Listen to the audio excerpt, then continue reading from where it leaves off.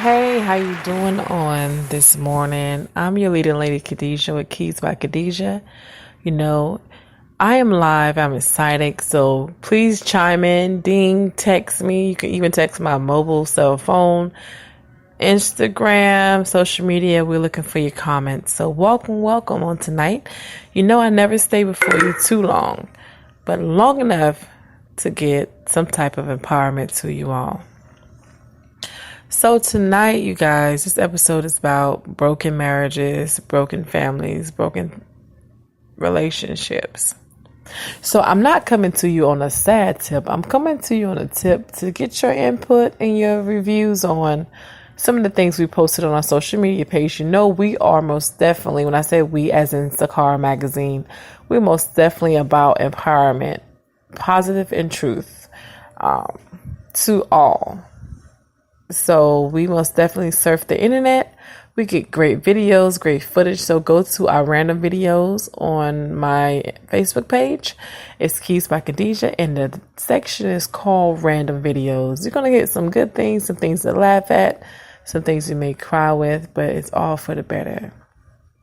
Now, I don't claim to be a relationship expert, nor do I have a desire to be a relationship expert, but I do have something called experience. 13 years of being married and 3 kids, house, family, all of that, and then having to go through a divorce. So please, I'm not trying to trump into anyone's territory, but this is called experience and this is called life. I personally start the quote off as saying I was a younger woman and I need to learn how to develop and be more mature in some areas. So I don't say that the marriage was all his fault, but I most definitely will say that I had my own personal development that I need to do. And learning to love myself was one of those number one things. So if I could tell you anything on tonight, learn to love yourself, learn to love who you are, and learn your purpose on this earth while you're here. Because you don't want anyone to come in and to dictate who you are and you lose yourself in the midst of everything. You don't want to be in that mode of worshiping and then you get pulled out of your worship. Or you no longer want to go to church. Or you no longer want to do these things that you were doing before. You know, sometimes it can get a bit heavy. But I will tell you this, you will get through that process, but it has to most definitely be on some positive type stuff. You know what I'm saying? So, I just think it's one of those things that need to be refreshed time and time again because we always think that it's easier said than done. And sometimes things can be done easier than words that are spoken, that I will say as well. So, I hope you're loving the poetry that it's been put out because a lot of those pieces are poetic healing. So if you've been in those marriages that have been broken, or families that have been broken, you need some type of healing, some type of accountability, some type of place to take your mind to. Can you imagine this a thought process of one moment you're here in life, and then the next moment you're totally on the opposite side of the spectrum and wondering how in the world did I get here? Where do I start over? How do I start over? Where do I go? Are we going to work it out? Is it going to be a second chance? Are we going to work out 2 or 3 times and I'm just moving forward? Those are all processes of the mind that you go through. So I'm here to tell you, you most definitely can get through it, but it has to be a process of a most definitely, certainly made up mind to move forward. So as I take a minute to look at any text messages and chats that come through, hold your seat for a moment.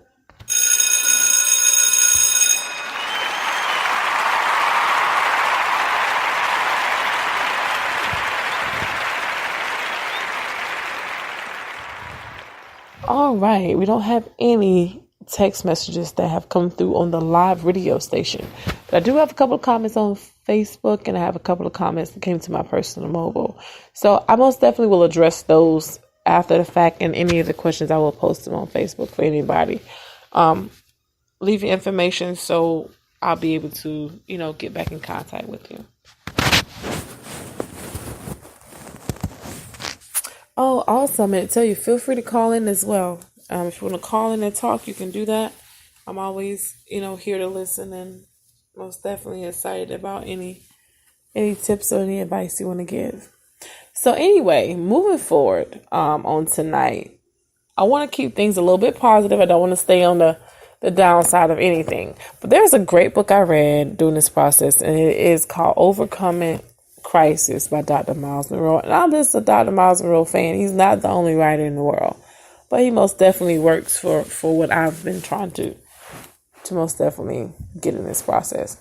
It says the secrets to thriving in challenging times. It's the expanded edition, so make sure you look out for that, okay? And I just love one little part I want to point out, and it says adding value. Remember, by definition of management is the effective, efficient, correct, and timely use of another person's property and resources for the purpose for which they were delegated, with a view to producing the expected added value. So basically, it goes on to say, have you been adding value to whatever you're doing? What does it mean to add value to whatever you're managing? Are you an employee? Do you just show up at your job just so you can collect a paycheck? What aspect of your employer's business do you manage? Figure out what you manage and work to improve it.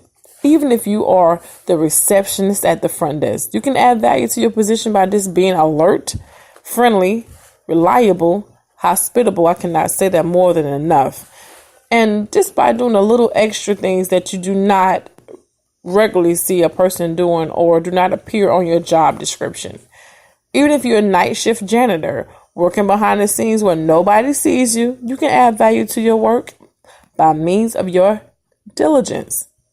Don't always look for the easy way out. Instead, seek out ways to serve the people who are employing you. Go above and beyond the call of duty. Regardless of your position, you can come up with ideals to make your employer's business grow. You can come up with that strategy to make your department expand. You can think of some creative idea to bring in more business. Don't ever sell yourself for short. Do you manage the work of other people? Then build them up. Help them to do their very best. Think of ways to help them do their job more effectively and smoothly. Do people make appointments with you to consult with you? Then serve each one of them with equal attention. Give them good legal advice or medical care or whatever you dispense.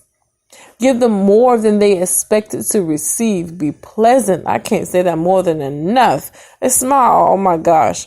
Be generous with your time while at the same time being effective and efficient, because you get behind your appointments and you make them more than what they are.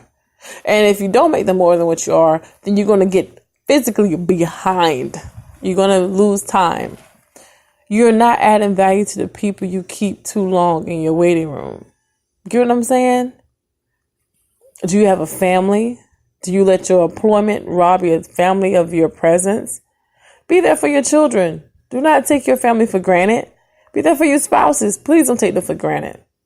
Let them know that you are glad they live with you. Tell them that they are appreciated. Yeah, do something new. Try it. It might actually work. Show affection to your spouse. Try to avoid, from being unpleasant or demanding, which I know some days it can be like that, but make it a priority to avoid being unpleasant or demanding. Do you remember the story in the Bible about the servants who were given the talents? Matthew 25:14-30. The ones who got the praise and cash back were the ones who added value to the money they were given. The guy who buried his one talent in the backyard got scolded, and he got his one talent taken away too. He did not add any value to it at all. In fact, when he returned it over, it was covered with dirt. The master used some strong language with that guy. He called him wicked and lazy. You wicked, lazy servant. You should have put my money on deposit with the bankers so that when I return, I would have received it back with interest. Matthew 25:26-27. And if you like what I'm telling you, if you're interested in what I'm saying, if it's making sense to you, then go get the book. That it simply says that in the book. And you don't have to keep, rewinding and seeing what I'm saying. But I most definitely wanted to read that to you guys. I'm always going to read a little something out of the books, a little excerpt or something to motivate you, so you know it's not always, and it may not always come from Dr. Miles Monroe either. I know a lot more great books, and I know that are going to be good for you. Like there's short motivational books. There's health books. There's relationship books. There's family books. There's personal loving you books. So whatever you need to do to get you better, go for it. Now, I would like to say this before I wrap things up. If you're in a relationship and you've been in a relationship before, that was a bad relationship or a bad marriage, think about what you could have done differently, or you could have done better, or maybe it was nothing. So when you go into your next venture, or if you work things out, however, you won't do the same thing again. And you won't take those habits on to somebody else. It's nothing more stressful than having to coach and mentally make someone understand something that you have in your mind. You know what I mean? Sometimes it can be very hard. So just try to be that example, be that person that you want to be to somebody else. If you won't want to go through it, then why would you want to put somebody else through it? You know what I mean? That's just a process to think about.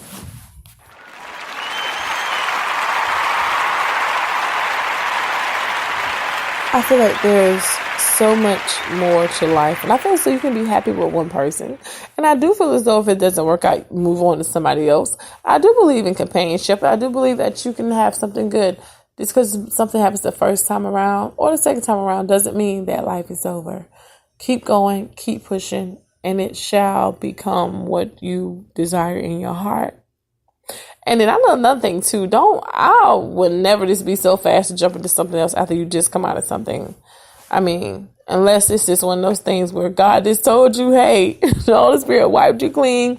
You have no feelings, no nothing. Boom, boom, boom, But the last thing you want to do is work so hard to get somebody or get with somebody, and the person that you desire to be with, and you just don't have everything right within yourself.